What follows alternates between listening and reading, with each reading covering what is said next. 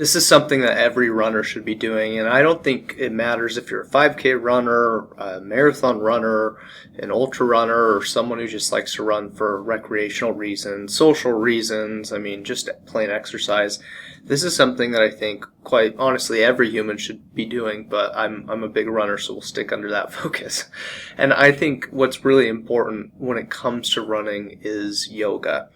And a lot of people talk about stretching, and I think stretching is great, but I think there's a couple differences that need to be addressed when it comes to yoga and stretching. And if you're not going to do either, that's terrible. If you're going to do stretching, that's much better. I think yoga is like the peak practice of stretching, if you will, when it comes to running. And there's a couple reasons for this.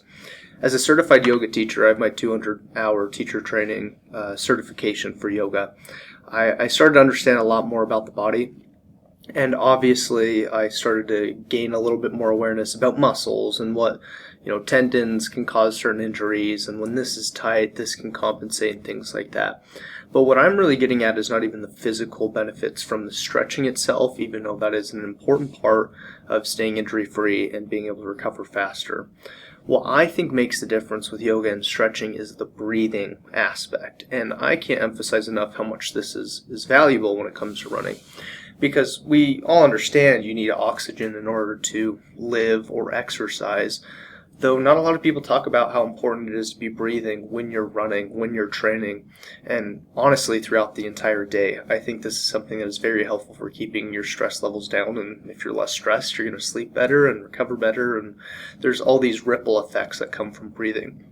I just think yoga is so powerful opposed to stretching because, yeah, you can stretch, but when you're doing these dynamic movements or even holding a pose for a couple minutes, depending on what type of yoga you're into, when you really start to focus on the breath, I found that can actually deepen and I think help stretch more, like be more efficient with the stretching and get more benefit out of that session. Because you can focus on breathing into a certain area and you'll notice that your breath will expand and contract in those areas, helping you with the stretch and movement.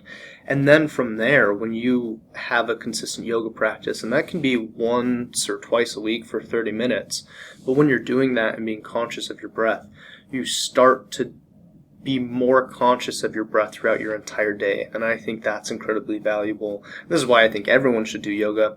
I've said for a long time, if everyone meditated, did yoga, and ran, the world would be a better place.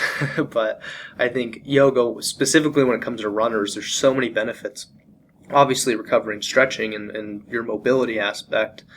But when it comes to the breathing part, I think that's very helpful because as you practice breathing consistently, and you do that through yoga or breath work, you start to consciously breathe while you're running. And I think that's super valuable. It's going to help you stay at a lower heart rate or at least focus on something and maybe distract yourself from the pain or just help you be more present throughout your everyday life.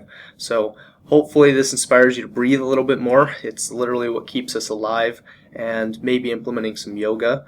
There's plenty of YouTube videos out there when it comes to yoga, or on Instagram I post a lot of different yoga poses and routines there, so that is in the caption of this video and you can watch it there. So thank you for your time. I know it's valuable, and I hope to see you on the trail sometime soon.